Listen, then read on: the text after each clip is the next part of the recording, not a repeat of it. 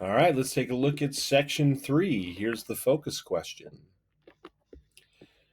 After World War II, President Truman faced the monumental task of shifting America from war to peace. The more than 12 million men still in the military in 1945 wanted to return to their families and jobs, and demobilization occurred rapidly. While some veterans found civilian life difficult, others used GI benefits to build or buy homes, start small businesses, and go to college. Most veterans went into the labor force, taking jobs from more than 2 million women workers. The government dismantled wartime agencies that regulated industry and labor and set price controls, which sparked immediate inflation. Backed by Democratic liberals and unions, Truman in 1945 tried to revive New Deal politics with a program he eventually called the Fair Deal. This would improve the social safety net and raise living standards. Truman pressed Congress to hike the minimum wage, create a national health insurance system, and increase public housing, Social Security, and educational aid. The year 1946 was one of labor revolt. The AFL and the CIO launched Operation Dixie to bring unions to the South and end the anti-labor conservatism of Southern politics, sending hundreds of labor organizers into the region's textile mills, steel factories, and fields. With no more overtime work for war production and skyrocketing inflation caused by the end of price controls, workers' real income dropped sharply. Workers, 5 million of them, responded by going on strike to demand wage raises. 750,000 steel workers conducted the single largest strike in U.S. history up to that point. Even Hollywood studios shut down because of striking workers. One observer called it the closest attempt at a general strike in U.S. history. The strike wave alarmed President Truman, who became hostile to the unions and won an injunction to force striking coal miners back to work. In the 1946 elections, middle-class voters scared by labor unrest voted Republican, and many workers angry at Truman's policy stayed home. The Democrats lost both houses of Congress to the Republicans for the first time since 1920. Operation Dixie capitulated to the opposition of Southern employers and white workers' racism, keeping intact Southern political power in Washington. The 1946 elections secured the continuing domination of Congress by a coalition of conservative Republicans and Southern Democrats. Republicans turned aside Truman's Fair Deal program and enacted tax cuts for wealthy Americans. Over a presidential veto in 1947, Congress passed the Taft-Hartley Act. The act sought to reverse some of the gains made by organized labor in the past decade. Among other things, it authorized states to pass right-to-work laws, prohibiting compulsory union membership. It also forced union officials to take anti-communist oaths. The act made it considerably more difficult to organize unions and over time contributed to the decline of organized labor's share of the national workforce. In his first term, President Truman embraced civil rights for African Americans, departing from the Roosevelt administration's relative lack of concern. The war against Nazism and its racial theories had raised black militancy and consciousness about the plight of black Americans. Many states established commissions on fair employment practices, and cities passed laws to end discrimination in jobs and public accommodations. A civil rights coalition of labor, religious, and black groups supported these efforts.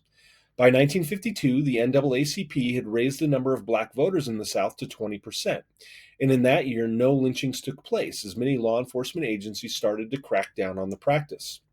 Sports started to desegregate after the Brooklyn Dodgers added Jackie Robinson to their team in 1947. Robinson had a history of civil rights activism and was tried and acquitted in 1944 when he refused to move to the back of a bus in Fort Hood, Texas. Robinson promised the Dodgers leadership that he would not respond to racist taunts. This tactic won Robinson nationwide respect, and his talent won him the Rookie of the Year award. His success opened the door to the integration of baseball and led to the demise of the Negro Leagues.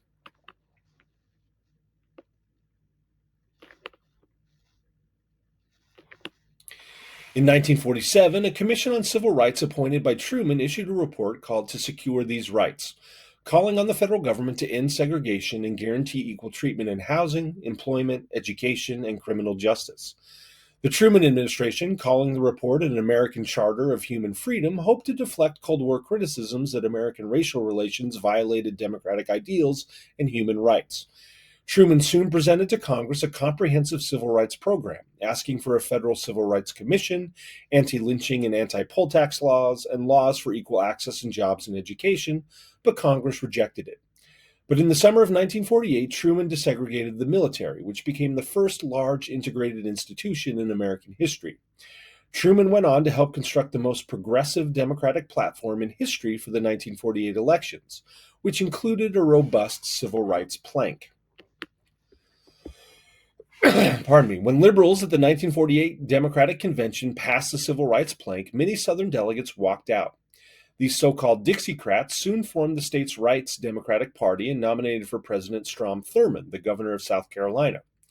This party's platform called for the complete segregation of the races, and though he denied being racist, Thurmond argued that the freedom of states to govern themselves was imperiled. Truman also faced a second political insurgency from the left. Left-wing critics of Truman's foreign policy formed the Progressive Party and nominated Henry A. Wallace for president. Wallace proposed expanding the welfare state and denounced segregation more vigorously than Truman. Wallace differed most strongly from Truman over the Cold War. He called for international controls on nuclear weapons and advocated trade with the Soviet Union. Yet when Wallace welcomed the support of socialists and communists, opening the party to communist influence, liberals abandoned his candidacy. Though Wallace threatened Truman on the left and Thurmond threatened him in the Democratic South, Truman's primary challenger was a Republican, Thomas A. Dewey. Despite a widely predicted Dewey victory, Truman won an overwhelming majority in the Electoral College. The election was notable for the electoral shifts it signified. For the first time since 1868, blacks in the North, where they could vote, played a decisive role in a presidential candidate's favor. By contrast, the success of segregationist Strom Thurmond in the South foretold how the twin issues of race and states' rights would make the South a Republican stronghold by the end of the 20th century. Wallace's failure showed that criticizing the foundations of Americans' foreign policy had become all but impossible. So, that's the end of Section 3. We'll be back for Section 4.